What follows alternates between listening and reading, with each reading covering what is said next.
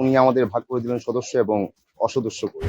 আমরা আসলে বসতে চাচ্ছিলাম ওনাদের সাথে। এটা চাচ্ছিলাম যে আমরা সংগঠনে বসে আমরা আমাদের এক ধরনের অবজারভেশন আছে। সেই অবজারভেশন থেকে কিছু কথা বলা এবং আমরা এক ধরনের সংস্কার চাই এই সংগঠনে। সেই জায়গা থেকে আমরা কথা বলব। কিন্তু উনারা আসলে আমাদের যে চিঠি পাঠালেন, আমরা সেই চিঠিটা ছিল এরকম যে উনি আমাদের ভাগ করে দিলেন সদস্য এবং অসদস্য করে আরকি। যারা সদস্য তাদের সাথে বসা যাবে, অসদস্যদের সাথে উনারা বসবেন না। কিন্তু আমরা যেই সময়টার মধ্য দিয়ে যাচ্ছি, সেই সময়টায় যদি আপনি বলি যে লাইক আমরা সাধারণ, হ্যাঁ? তো সাধারণ হিসেবে সাধারণের বক্তব্যই আমরা বলতে চাচ্ছি। তো সাধারণ পেশাদার অভিনয় শিল্পী হিসাবে। তখন সেটাকে ভাগ করে দেওয়ার আসলে কিছু নাই। কারণ এই সময়টা সেই কথা বলে না। কারণ আমরা একটা বিপ্লবের মধ্য দিয়ে আসছি। আমরা দেশের নানা রকম পরিবর্তন চাচ্ছি। সেই সময় আমরা জানি যে অনেক নিয়োগ থেকে বা অনেকে সম্পৃক্ত থেকে অভিনয় শিল্পের মানুষ ওনারাও নানাভাবে আ একটা সরকারকে আসলে প্রশ্রয় দিয়েছেন বা তাদের সমর্থন দিয়েছেন। তো সেটা দেয়া অন্যায় কিছু না। এটা যে রাজনীতি করে সে অনুযায়ী করতে পারে। বাট একটা শিল্পী সংগঠনের প্রতিনিধি হিসাবে রাজনৈতিকভাবে ইনভলভ থাকাটা খুব বেশি সমীচীন না এবং এটা সাংগঠনিকভাবে বা গঠনতন্ত্র অনুযায়ী আ শিল্পী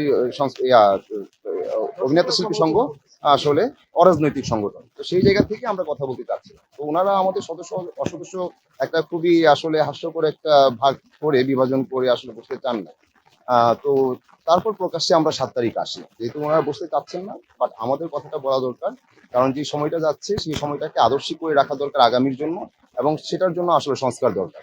তো এই সময়টাকে আগামীর জন্য আদর্শিক করার জন্যই, হ্যাঁ, যেন এই সময়টা আগামীর জন্য আদর্শিক হয়ে থাকে সেই চেষ্টাটা আমরা করছি। কিন্তু এখন স্টেপটা কি হবে এটা আমরা আজকে আবার সবাই এক হবো। এক হয়ে আমরা কথা বলতে চাই। এটা তো আমাদের আসলে ১ জন বা ২ জন বা ৩ জনের বক্তব্য না, এটা সকলের বক্তব্য।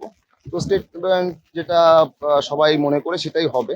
তো সেক্ষেত্রে আ আসলে আমাদের এই আলোচনার পরেই এটা বোঝা যাবে। তো আমাদের আল্টিমেটাম যেটা ছিল যে সাধারণ মানুষের কাছে এবং সাধারণ অভিনয় শিল্পীর কাছে যারা পেশাদার অভিনয় শিল্পী তাদের কাছে আপনারা ক্ষমা প্রার্থনা করেন এবং আপনাদের এটা ভুল হয়েছে এটা স্বীকার করেন। কারণ এই দায়টা আপনাদের স্বীকার করা উচিত, খুবই উচিত এবং আমরা দায়মুক্ত হতে চাই। কারণ আপনারা যেই বিষয়গুলোতে নীরব ছিলেন বা নীরব থেকে সমর্থন জুগিয়েছেন সেটা আসলে সাধারণ মানুষের পক্ষে ছিল না।